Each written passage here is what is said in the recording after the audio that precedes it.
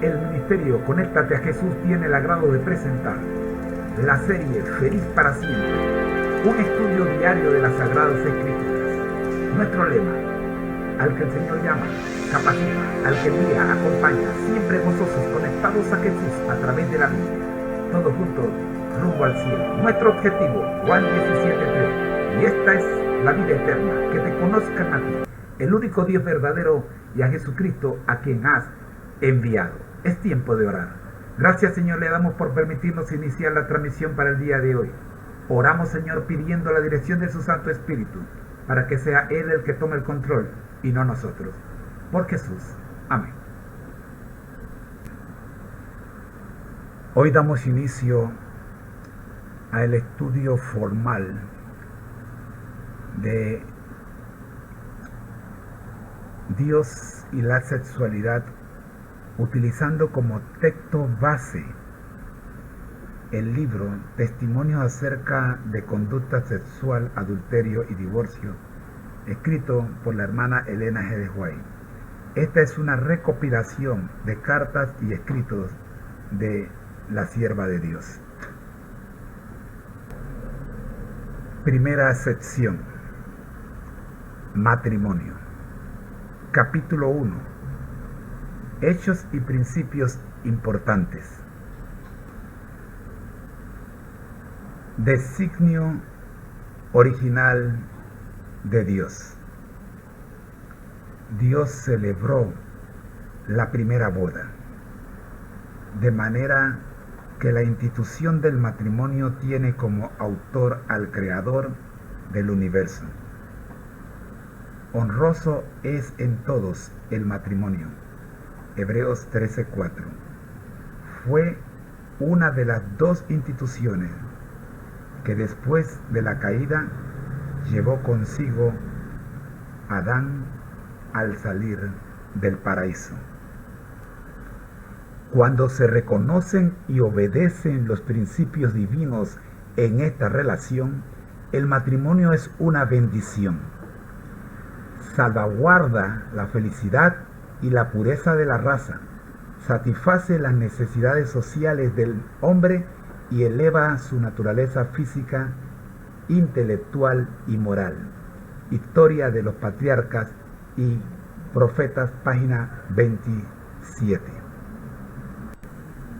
Aprobado por Dios en la actualidad.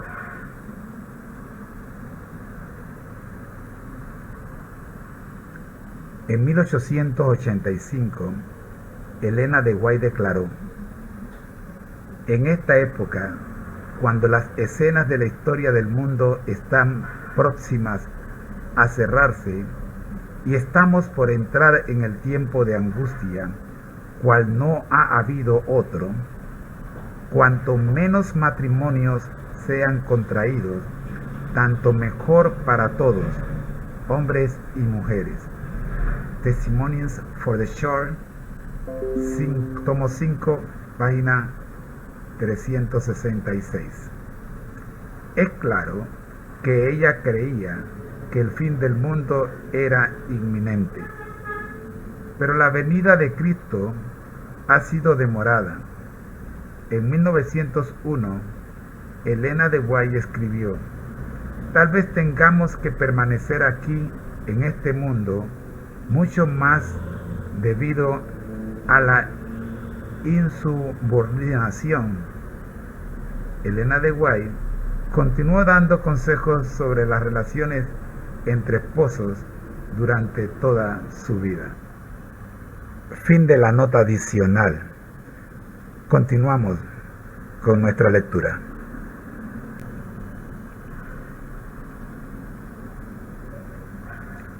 No hay pecado en el hecho mismo de comer y beber, casarse y darse en casamiento. En los días de Noé era legítimo casarse, como lo es hoy, siempre que lo que es legítimo sea considerado decorosamente y no sea llevado a excesos pecaminosos. The Review and Herald, 25 de diciembre de 1888. Respecto del matrimonio yo diría, lean la palabra de Dios. Aún en ese tiempo, los últimos días de la historia del mundo, se llevan a cabo casamientos entre los adventistas del séptimo día. Como pueblo, nunca hemos prohibido el matrimonio, excepto en casos cuando hubieron razones obvias para que una determinada unión fuera un fracaso para ambas partes. Aún así, solo hemos dado consejos. Carta número 60 de 1900. Una preparación para el cielo. Recuerden que el hogar terrenal ha de ser una preparación para el celestial, del cual es símbolo. El Ministerio de Curación, página 281. Dios quiere que el hogar sea el lugar más feliz de la tierra, el símbolo mismo del hogar celestial.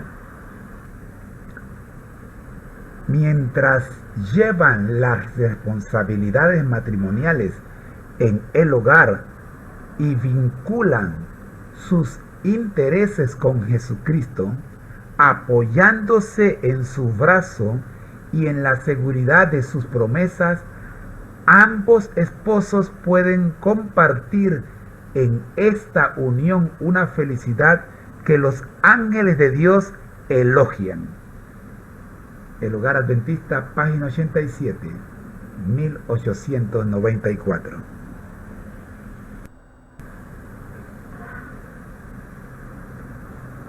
Una unión duradera. El matrimonio, que es una unión para toda la vida, es un símbolo de la unión que existe entre Cristo y su iglesia. Testimonios para la iglesia, tomo 7, página 46, versión en inglés.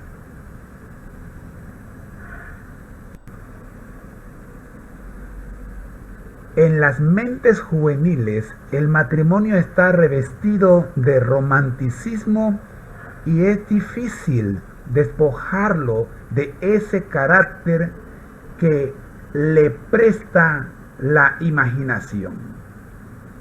Para hacer que la mente comprenda cuán pesadas responsabilidades entraña el voto matrimonial. Liga los destinos de dos personas con vínculos que solo la muerte puede cortar. Joyas de los Testimonios, tomo 1, página 577, y El Hogar Adventista, página 309, 1894. Fue la fecha en que se escribió. Todo compromiso matrimonial debe ser considerado cuidadosamente, pues el casamiento es un paso que se da para toda la vida. Tanto el hombre como la mujer deben considerar cuidadosamente si pueden mantenerse unidos a través de las vicisitudes de la existencia mientras ambos vivan. Carta 17 de 1896 y El Hogar Adventista, la página 309, escrito en el año 1894.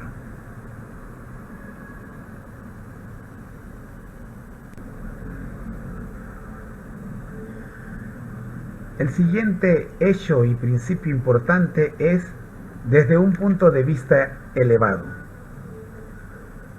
Los profesos cristianos no debieran entrar en la relación matrimonial hasta que el asunto haya sido considerado cuidadosamente, con oración y desde un elevado punto de vista, para ver si Dios puede ser glorificado por tal unión. Luego, debieran dar debida consideración al resultado de cada uno de los privilegios de la relación matrimonial. Y el principio santificado debiera constituir la base misma de toda acción. The Review and Herald, del 19 de septiembre de 1899. Seguimos con este mismo principio desde un punto de vista elevado. Haga un examen cuidadoso para ver si su vida matrimonial será feliz o carente de armonía y miserable. Pregúntese, ¿me ayudará esta unión en mi camino al cielo? ¿Aumentará mi amor a Dios? Si tales reflexiones no le traen inconvenientes, entonces, en el temor de Dios, siga adelante. Fundamentals of Christian Education, páginas 104 y 105. Nuestro siguiente principio es todo en el nombre de Jesús. Cuando un hombre está por casarse, debiera considerar imparcialmente por qué va a dar ese paso. ¿Será su esposa su mano ayudadora, su compañera, su igual? ¿O seguirá él un curso tal que ella no pueda actuar con sinceridad para gloria de Dios? ¿Se aventurará él a dar rienda suelta a sus pasiones y ver a cuánta ansiedad e imposiciones puede someter a su esposa sin extinguirle la vida? ¿O considera el significado de las palabras: todo lo que hagáis, sea en palabras o en hechos, hacedlo en el nombre de Jesús? Manuscrito número 152 de 1899. Nuestro siguiente principio es necesidad de una preparación cuidadosa. Antes de asumir las responsabilidades del matrimonio, los jóvenes deben tener una experiencia práctica que los haga aptos para cumplir los deberes de la vida y llevar las cargas de ella. No se han de favorecer matrimonios tempranos o muy jóvenes, a muy temprana edad. Un compromiso tan importante como el matrimonio y de resultados tan trascendentales no debiera concentrarse con precipitación. Sin la suficiente preparación y antes de que las facultades intelectuales y físicas estén bien desarrolladas. El Ministerio de Curación, página 276. Mi querida Emma, no existe otra persona que esté más junto a mi corazón que tú.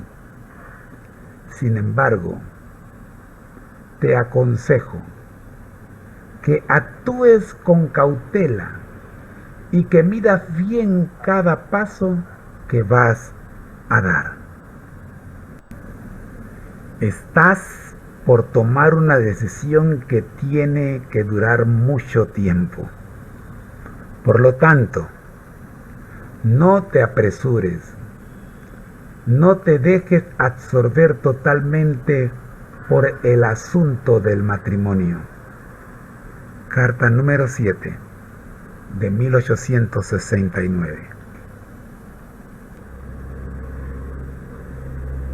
Nuestro siguiente principio: consulta con Dios. Las siguientes palabras de Cristo debieran ser tomadas en cuenta siempre. Mas, como en los días de Noé, así será la venida del Hijo del Hombre. La gente se casaba, se daba en casamiento, hasta el día cuando Noé entró al arca. Vino el diluvio y los destruyó a todos. Hoy vemos el mismo apasionamiento en lo que tiene que ver con el casamiento. Jóvenes y hombres y mujeres mayores que debieran actuar con sabiduría y discernimiento en este asunto, se conducen como hechizados.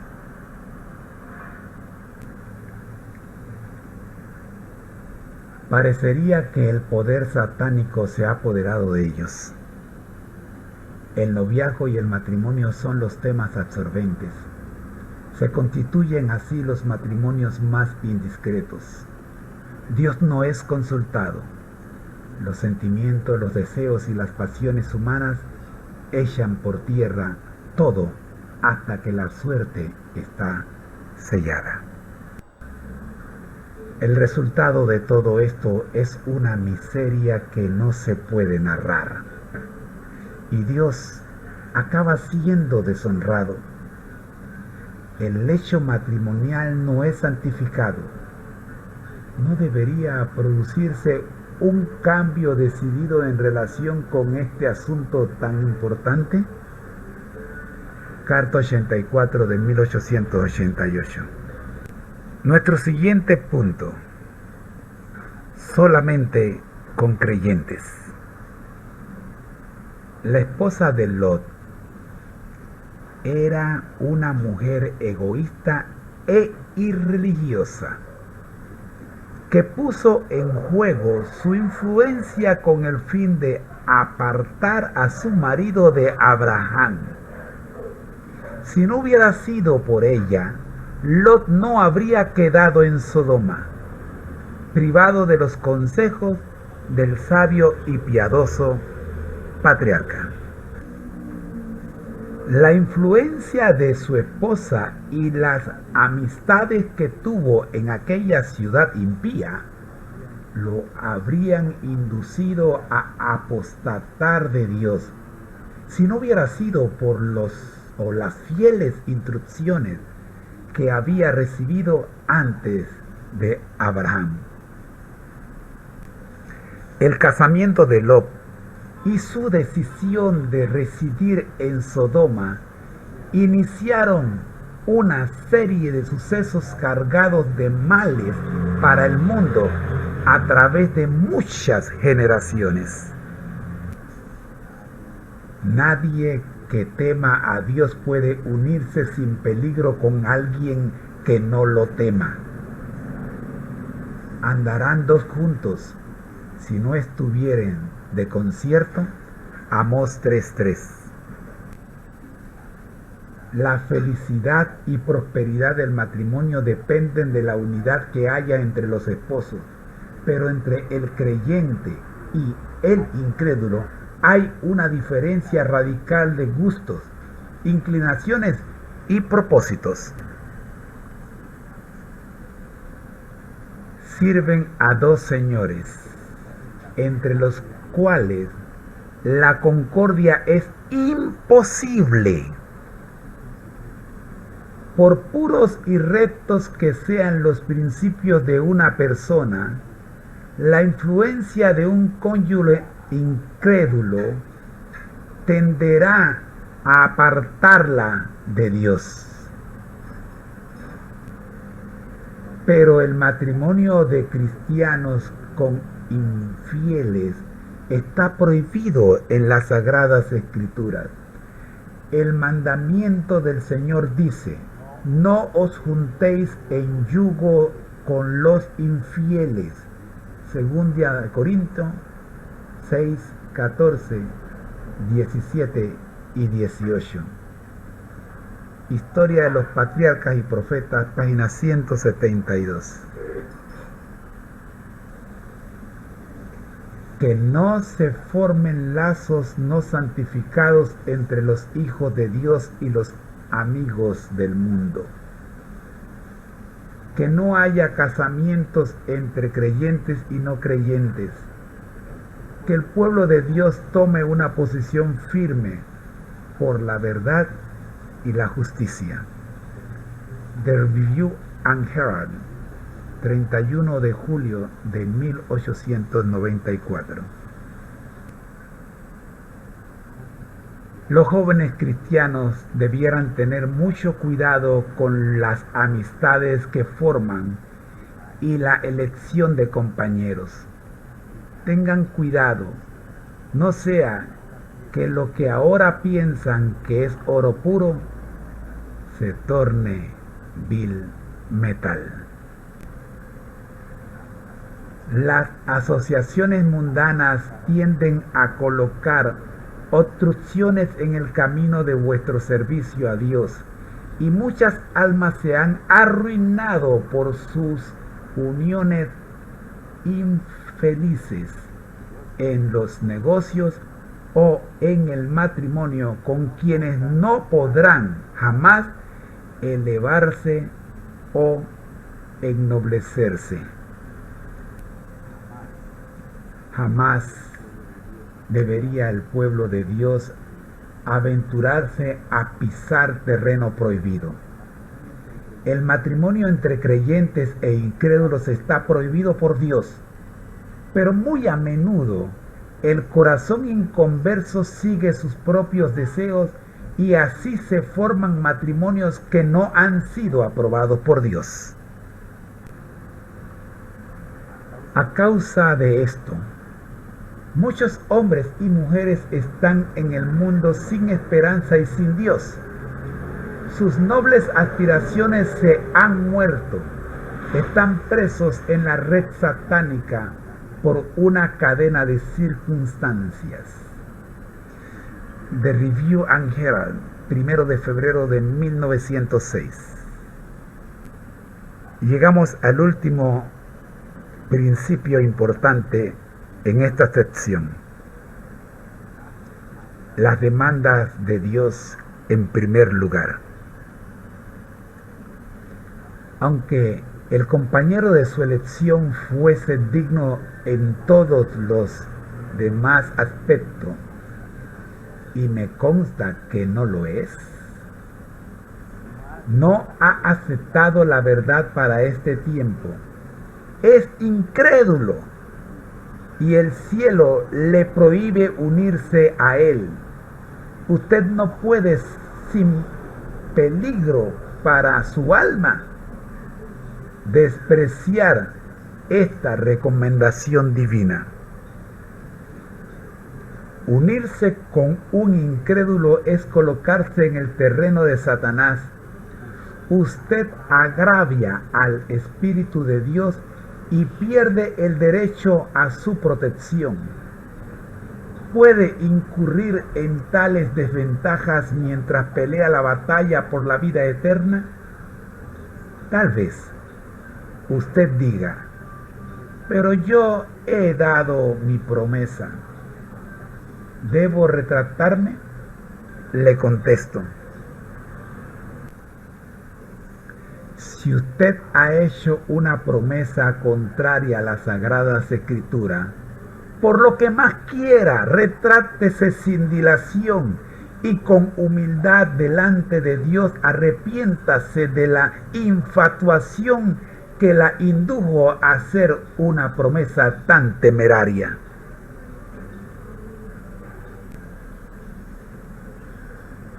Es mucho mejor retirar una promesa tal en el temor de Dios que cumplirla y por ello deshonrar a su hacedor.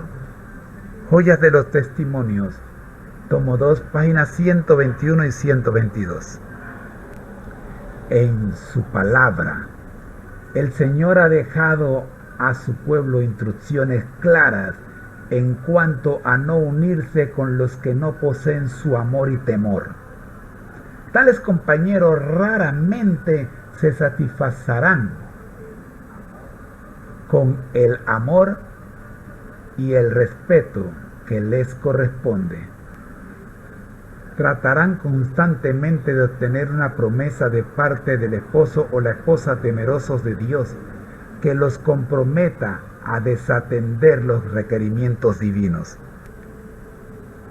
Para un esposo piadoso y para la iglesia con la cual éste se halle conectado, una esposa o un amigo mundanos son como un espía en el campamento. Se mantendrán observando cualquier oportunidad para traicionar al siervo de Cristo y exponerlo a los ataques del enemigo. Satanás trata constantemente de fortalecer su poder sobre el pueblo de Dios, induciéndolo a entrar en alianzas con las huestes de las tinieblas. The Sign of the Times, 6 de octubre de 1881. Y así terminamos esta sección. Te esperamos el próximo jueves, cuando analizaremos el capítulo número 2 de esta primera sección titulada Matrimonios. Es tiempo de orar. Gracias, Señor, le damos por permitirnos llegar al final de esta sección, de esta primera parte o primer capítulo de esta sección, el matrimonio, en este tan interesante libro. Gracias, Dios, por proyectar en nuestra mente la idea del estudio sistemático de un libro como este. Oramos en el nombre de Jesús. Amén.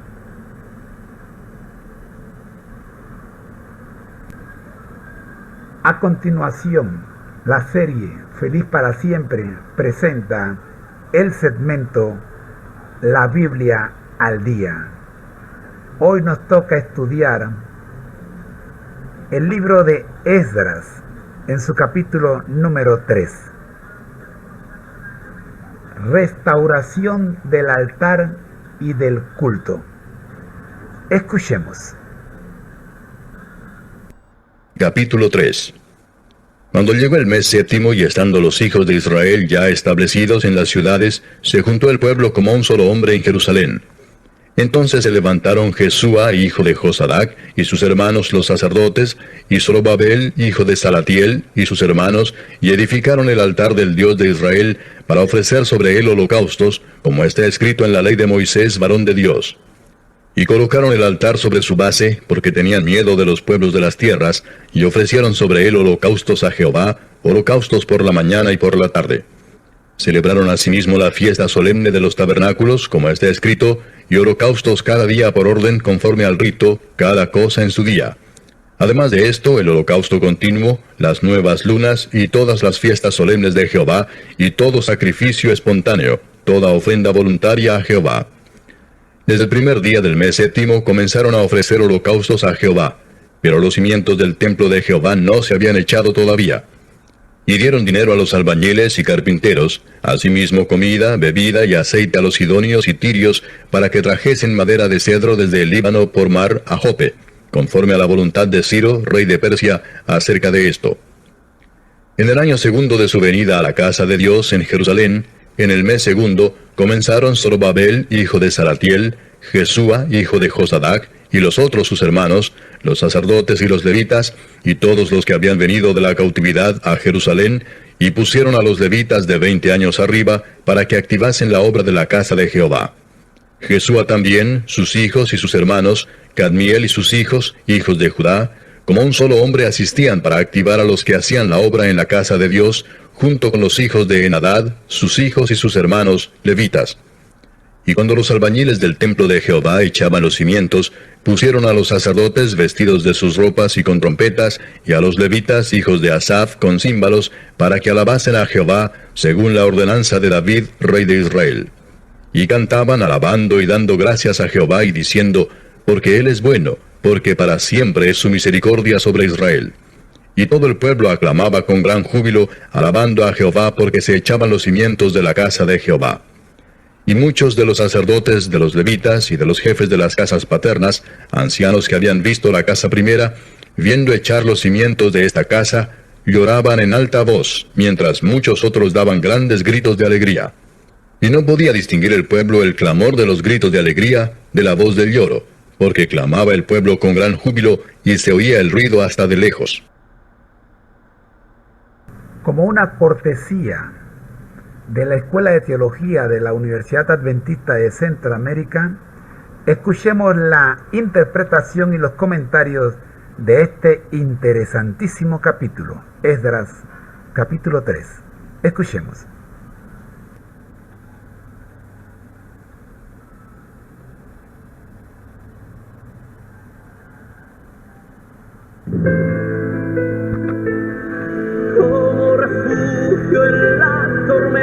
Esta emisora y la Facultad de Teología de la Universidad Adventista de Centroamérica presentan su programa Creer en sus profetas.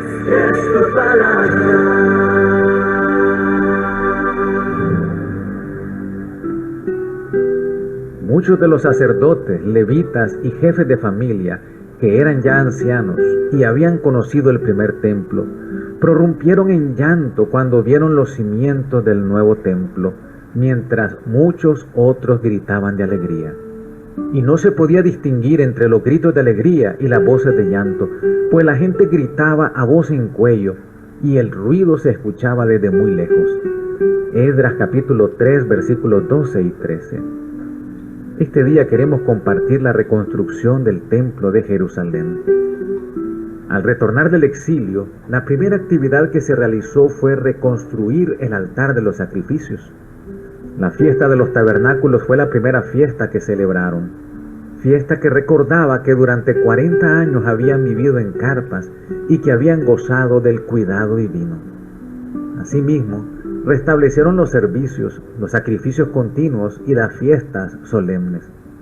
El segundo mes del segundo año comenzaron a reconstruir el templo. Cuando comenzaron con la construcción, profirieron en llanto cuando vieron los cimientos del nuevo templo, mientras muchos otros gritaban de alegría, y no se podía distinguir entre los gritos de alegría y las voces de llanto, pues la gente gritaba a voz en cuello y el ruido se escuchaba desde muy lejos. Se cumplió lo que dice Santiago en su epístola: ¿está afligido alguno entre ustedes? Que ore. ¿Está alguno de buen ánimo? Que cante alabanzas. En toda circunstancia, alabemos a Dios, ya sea por las pruebas o por haber recibido grandes bendiciones. La cita selecta de hoy se encuentra en el libro Patriarcas y Profetas, página 568. El pueblo se dedicó a construir la casa de Dios. Hay quienes reparten y les es añadido más, y hay quienes son escasos más de lo que es justo, más vienen a pobreza. Dios quería que sus hijos, los israelitas, transmitieran luz a todos los habitantes de la tierra. Al sostener su culto público, atestiguaban la existencia y la soberanía del Dios viviente. Y era privilegio de ellos sostener este culto como una expresión franca de su lealtad y su amor hacia Él. El Señor ordenó que la difusión de la luz y la verdad en la tierra dependa de los esfuerzos y las ofrendas de quienes participan del don celestial. Hubiera podido hacer a los ángeles embajadores de la verdad. Hubiera podido dar a conocer su voluntad como proclamó la ley del Sinaí, con su propia voz.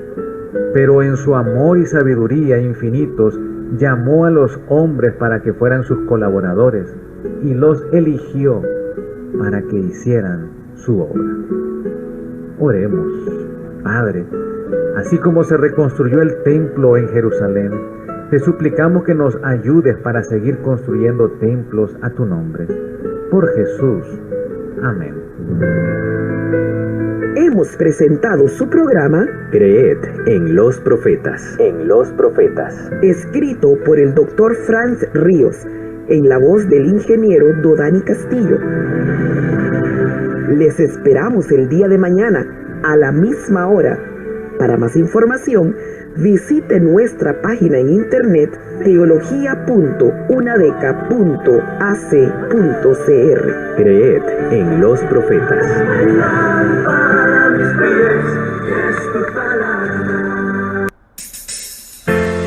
No es un manual, es un devocional y debe ser nuestra meta: ser semejantes a Jesús. Aquí comenzamos. Bienvenido.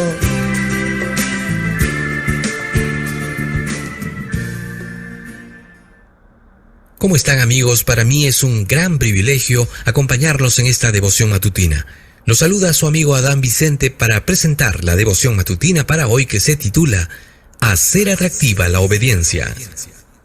Para hoy, 23 de febrero, nuestro texto está en Deuteronomio capítulo 11, versículos 26 al 28. He aquí, yo pongo hoy delante de vosotros la bendición y la maldición. La bendición, si oyereis los mandamientos de Jehová vuestro Dios, que yo os prescribo hoy, y la maldición, si no oyereis los mandamientos de Jehová vuestro Dios, y os apartareis del camino que yo os ordeno hoy. Los hombres y las mujeres no deben atreverse a poner a un lado la gran norma moral de Dios y erigir una norma de acuerdo con su propio juicio finito, debido a que se están midiendo entre ellos mismos y viviendo de acuerdo con su propia norma. Es por lo que abunda la iniquidad y se enfría el amor de muchos. Se muestra desprecio por la ley de Dios y por causa de esto muchos se atreven a transgredirla. Y aun quienes han tenido la luz de la verdad están vacilando en su lealtad a la ley de Dios. ¿Los barrerá hacia la perdición la corriente del mal que se está imponiendo tan fuertemente? ¿O con valor y fidelidad rechazarán la marea y mantendrán su lealtad a Dios en medio del mal prevaleciente? Los que profesan servir a Dios deben emprender la obra de aliviar a los oprimidos, deben llevar el fruto del buen árbol. Los que verdaderamente son de Cristo no serán causa de opresión ni en el hogar ni en la iglesia. Los padres que están siguiendo al Señor enseñarán diligentemente a sus hijos los estatutos y mandamientos de Dios, pero no lo harán de tal manera que el servicio de Dios llegue a ser repulsivo para sus hijos. Cuando los padres amen a Dios con todo su corazón, la verdad, tal como está en Jesús, será practicada y enseñada en el hogar. Debemos examinarnos a nosotros mismos íntimamente. Debemos suplicar a Dios que nos dé colirio espiritual para poder discernir nuestros errores y entender nuestros defectos de carácter. Si hemos sido críticos y condenatorios, llenos de crítica, hablando de dudas y oscuridad, tenemos que hacer una obra de arrepentimiento y reforma. Debemos caminar en la luz y hablar palabras que traigan paz y felicidad. Jesús debe morar en el alma, y donde Él está, en vez de lobreguez, murmuración y quejas, habrá fragancia de carácter. Ser semejantes a Jesús, un libro de Elena G. de White. Un tesoro de los muchos que encuentras en www.devocionmatutina.com. Agradecemos al Ministerio de la Familia Padilla por este interesante devocional. Nuestro lema: al que el Señor llama, capacita; al que envía, acompaña. Siempre gozosos, conectados a Jesús a través de la Biblia. Todos juntos, rumbo al cielo. Nuestro objetivo, Juan 17:3, que dice: y esta es la vida eterna, que te conozcan a ti, el único Dios verdadero, y a Jesucristo, a quien has enviado. Ha sido una presentación del ministerio Conéctate a Jesús. Agradeciendo a Dios primeramente y a todos los que han hecho posible esta producción, les deseamos que pasen un feliz día. Los esperamos mañana. Ha sido la voz informativa de su hermano en Cristo, José Moreno. Bendiciones.